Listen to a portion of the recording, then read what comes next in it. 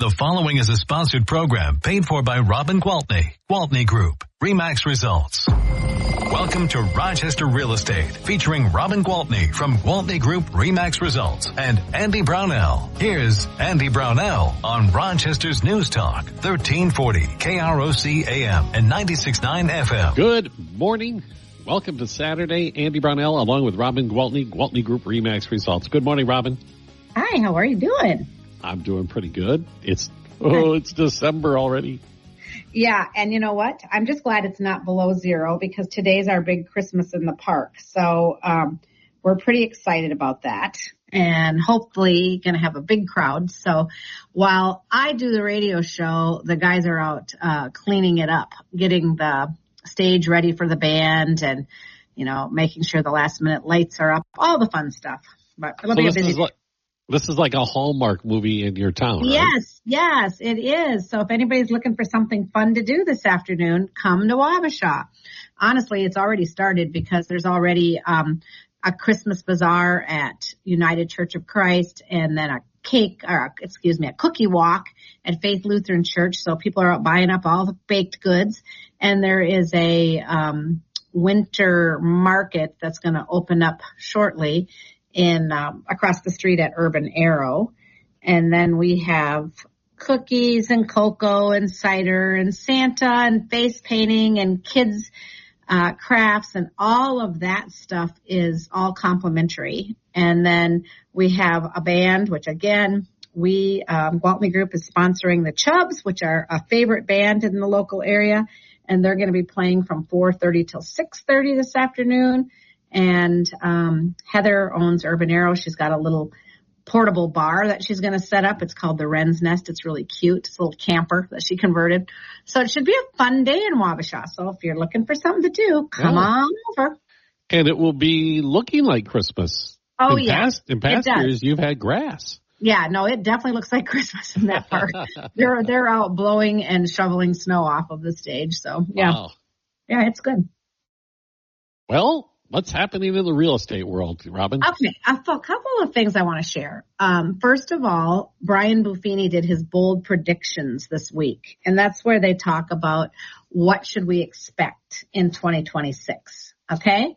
So what he is saying is go back to pre-COVID, so go back to 2019, and the numbers should look really similar. And if I remember, 2019 was a pretty healthy real estate market. It was, right? And then he said you cannot count 20 and 21 because we all know those were just an anomaly. I mean, they were just crazy, weird years with the interest rates and all. And then he says 22 and 23 were pretty hard years based on the rates going up. And so he said, I mean, it's hard because every market's going to be different, right? But he said if you look back at your 2019 numbers, that's what you should expect in 2026, because he said most people had probably fewer numbers or lower numbers, less desirable numbers in 2025 than they had in 2019. But I had Brian pull up ours and put them side by side, and we actually were about 12% better in 2025 than we were in 2019. So for me personally, I hope that it doesn't look like 2019. I'm actually thinking that our 2026 is going to be about 10% better than 2025, and we're going to end up closing $110 million worth of inventory in 2025. So, my bold prediction for the Gwaltney Group and Southeast Minnesota real estate is all good. 2 thumbs up. If you go back to 2019 locally, because that's what you're concerned about and we're concerned about. Right. The whole destination medical thing was, it was really getting going because it wasn't out of the bag like it is now. Right. Yeah. But some of those projects builders weren't coming to town, all the stuff. Right. A lot of things have changed considerably since then. Yeah, and he was smart enough to say that every market is different, of course. He talked about he expects 20% fewer realtors in the market in 2026, so a lot of people won't be renewing. They'll be fading out. But that's also kind of a skewed number because there's so many people that are licensed but don't sell real estate. And a lot of people jumped in during the pandemic years, right? Correct. And a lot of people will get their license thinking, oh, I might do this as a side gig, or if I start to buy rental properties, I won't have to pay commission. Instead, I'll represent myself, or, and it always sounds so much better than it is. And so a lot of those people, fall off. Regardless of what you might see or hear or believe, it's a hard job. Okay. If you're going to really do this and make a go of it and be successful, you're going to just plan on working a lot. People will ask me oftentimes, like, how do you do it all? What's your work-life balance? And I'm like, work is my life. It just is. And luckily for me, my whole entire family works with me, which makes it really easy because then I can have my life and have my work and have it all at the same time, right? But I'm just, if I'm diving in, I'm diving in all the way in. And I feel like some people maybe do it, I know a lot of people do it at a much, less pace. Even the people that are full-time, some of them just don't want to work as hard. And that's their prerogative. I mean, that's the nice thing about this business. It's a what you put into it, what you get out of it kind of business, for sure. But yeah, you think about it. You work weekends. Every weekend. All the time, yeah. And evenings, I will honestly tell you, when people say, what's your schedule? I say, truthfully, and I'm not being sarcastic. March through September, I will tell you I work 7 days a week, and I probably work 12 hours a day.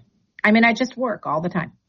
And I love it. I love what I do. And it doesn't mean I don't have a few hours in between appointments where I can go to TJ Maxx or go see Jordy. It's not like don't feel sorry for me. It's not like I don't get a break, right? But I work a lot, and weekends and holidays and all the things. But I knew that when I signed up. I knew what I was signing up for. And I've just never regretted it. I've never looked back. And I don't understand. I sometimes run into realtors who say things like, oh, you just have to learn to shut your phone off at 5. And I just start to break out in hives when they say that. I'm like, oh my God. No, when my phone rings, I answer it. If I'm awake and my phone rings, I will answer it. I don't care what time it is, what day it is. If I'm awake, I'll answer my phone. Why wouldn't I? Right? Well, you could be shopping at TJ Maxx and you might not want to answer your phone. Oh, I have. I definitely have. I've said, if it's a little noisy, it's because I'm at TJ. Well, anybody who's listened to you over the years knows that TJ Maxx is your favorite store. Oh, my God. It's my favorite store. Yes. I don't know. Is it because I like a bargain, or is it because it's fun to go on the hunt? You never know what you're going to find. I don't know. I do. I love that store. Anyway, okay, real estate. I saw an interesting post on Facebook from a colleague of mine, Joe Mueller, who is also at RE/MAX Results up in the Twin Cities. And he shared some statistics that he must have had his closing company put together. And I thought, I want to ask Tanya to do the same thing for me, because these are some interesting statistics. So he said that they had 263 transactions in the year. Okay. And of those transactions, he had them kind of dissect things. Inspections were waived 17% of the time. Okay. They were pre-MLS sales, so they sold them before they even hit the market 4% of the time.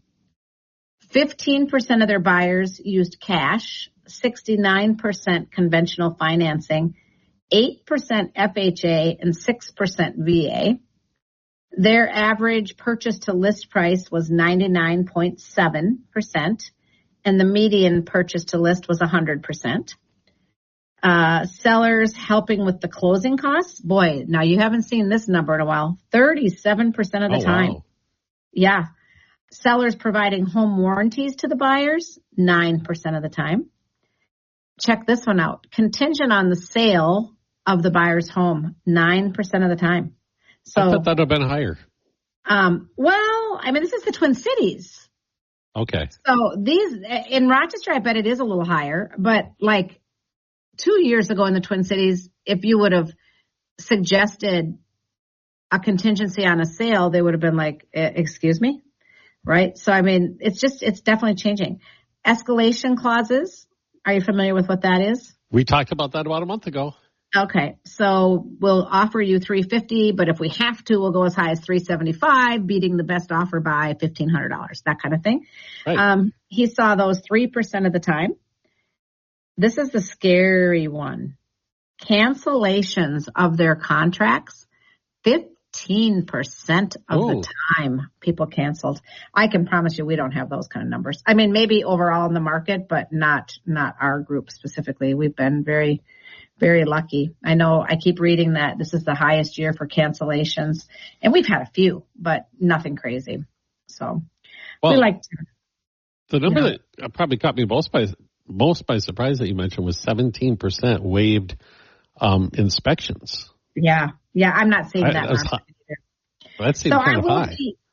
I will be interested when I have the same data for our year. I'll have Brian put it together. That would be fascinating. For our year for 2025 and then share those statistics. But I thought, that's a fun post. I'm going to totally copy that and kind of look at those numbers. And so shout out to you, Joe, if you're listening.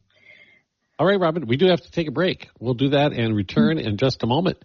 Robin Gwaltney, Gwaltney Group, RE/MAX results. This is News Talk 1340 KROC AM and 96.9 FM. We'll be right back with Robin Gwaltney and Andy Brownell on Rochester Real Estate. This is News Talk 1340 KROC AM and 96.9. Welcome back to Rochester Real Estate with Robin Gwaltney from Gwaltney Group, RE/MAX results, and Andy Brownell on Rochester's News Talk 1340 KROC AM and 96.9 FM. Thanks for sticking with us. On this Saturday morning, I'm Andy Brownell with Robin Gwaltney, Gwaltney Group, RE/MAX results. And we're talking about, of course, real estate. Let's talk about the interest rates. Okay. We all know there's going to be another meeting in December. And most people are pretty confident that we're going to see another 25 basis points cut. I think the meeting is 9th and 10th of December. Anyway, because of that, we're already seeing rates go down a little bit. The average mortgage rate this week was 6.1, which is like the lowest level of the year. So this is good. This is definitely good news. So because of that, like I said, they're predicting that we're going to have a better year. And when I say they, I talk about Brian Buffini and Lawrence Yun. Lawrence Yun is the chief economist for National Association of Realtors. So he knows a little bit about what he's talking about. And Brian Buffini is like the most successful real estate coach and was a realtor himself, ran a big team at RE/MAX. Very, very cool guy with a really good head on his shoulders. And he really has a good, he's got his finger on the pulse all the time about what's going on in the real estate market. So he's saying that, because of the fact that the interest rates will stay, 6%, maybe dip down a little bit below 6%. People are settling in now, realizing this is a good rate. There's nothing wrong with it. What are we waiting for? Let's get out there and get a house. And I have been saying this for the last couple of weeks. Now is the time because we have inventory and that inventory has sellers who want to sell. Like I just sold a great house in Memorial Parkway that sold below list.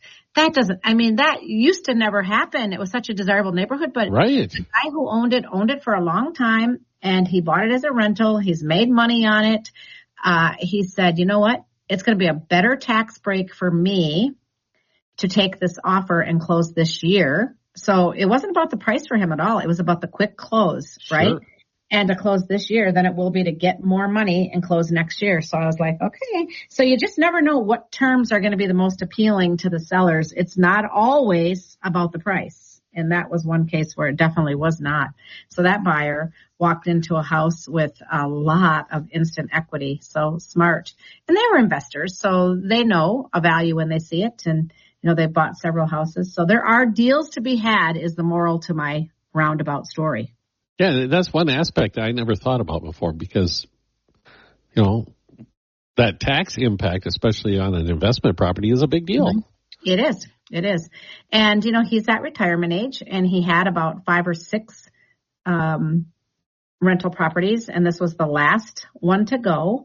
And he just wants to say, that's it. I'm done. Yeah. Going into 2026, no longer doing that chapter. So officially retired. Officially retired. So good for him. Let's see, what else is worth mentioning? Well, I was going to go back to what we talked about before the break and the prediction about 2019. And it's funny, I'm almost nostalgic about 2019 because of the pandemic. Right. And then when we were talking back then, I even remember the conversations we were having about low inventory. Oh my gosh, yes. And also you specifically, and it was 2019, I remember you bringing forth a report that was predicting that Rochester was going to be among those markets where home values were going to soar. Gosh. Remember that? Yes. That was so crazy. When I found it, because, I'm always scouring through articles trying to find something interesting to talk about so I don't, sound like a ding dong saying the same thing week after week. And I found that, and it said these are the top 10 markets that are going to become unaffordable by 2025. And I'm thinking, okay. And I started reading through them thinking, this is interesting. And I got to like number 9 and it was Rochester, Minnesota. I'm like, what in the world? I find that one hard to believe. And I remember saying that. If we went back to dig that show up, I probably said, I think they're a little off on that. Yeah. Well, unfortunately, it really was unaffordable for a lot of people. And that's why so many buyers were standing by the sidelines, because once they calculated what that monthly payment would be with the price that has continued to go up every year since then, added to the interest rate, which has been hovering at the highest it's been in quite some time. It's like, yikes, it's not affordable right now. I know, but the irony of that is if the longer you wait, the less affordable it is if you're in that situation. Yeah, because the rates are not going, they're just not going back down. They're not going to drop down to 3% again, and the home values continue to go up. Correct. So that's why I just said now is the time. Right. Now is the time, because and especially if you're going to buy something where, like that particular house I spoke of over on 10th Street, when you have a seller that's in a good equity position, which we have so many sellers in good equity positions, right? I mean, I told you recently that in the last, the last 5 years, the average home buyer has gained $140,000 in equity. So, I mean, think about the people that have paid extra down or, got their house for a good deal when they got it or have had it even longer.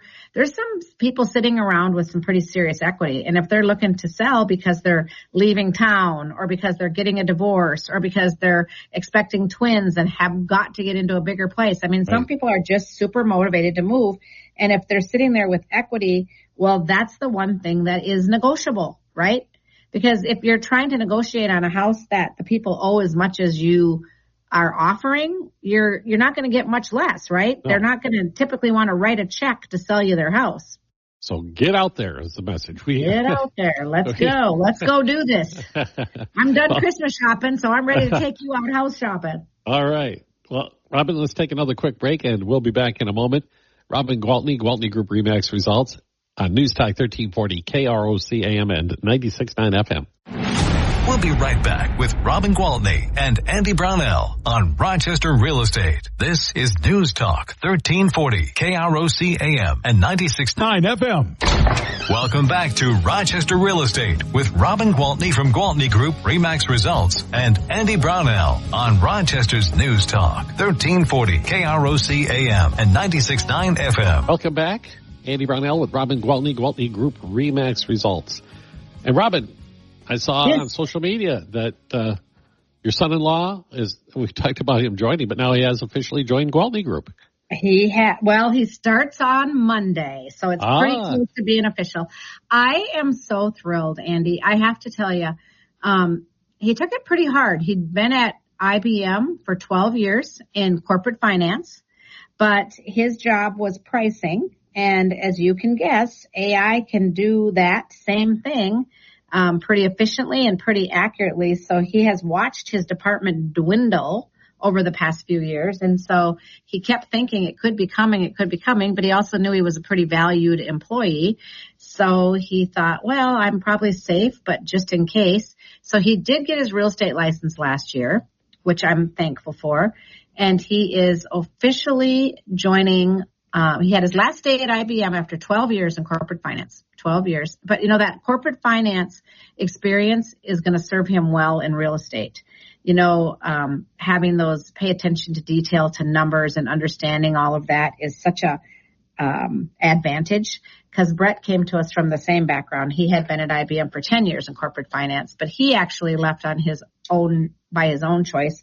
After COVID, he was like, okay, I can't do this working in my basement alone thing. This is not for me. I am too social.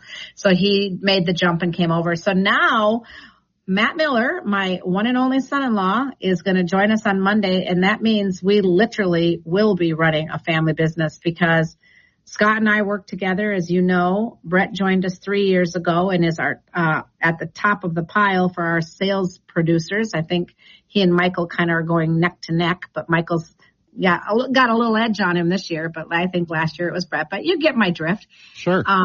And Jenna is our coordinator on our list side, on our buy side, Tina on the list side. And then now Matt will join us, and he's going to start out as my personal assistant, so he can stay close to me and watch me and learn from me, while he also plans to become a full-time realtor in the future, but it'll be a stepping stone for him. So we will literally have all our eggs in one basket. Everybody in the family will be working at the Gwaltney Group, and except JJ, he's a little young. He's only 10 months.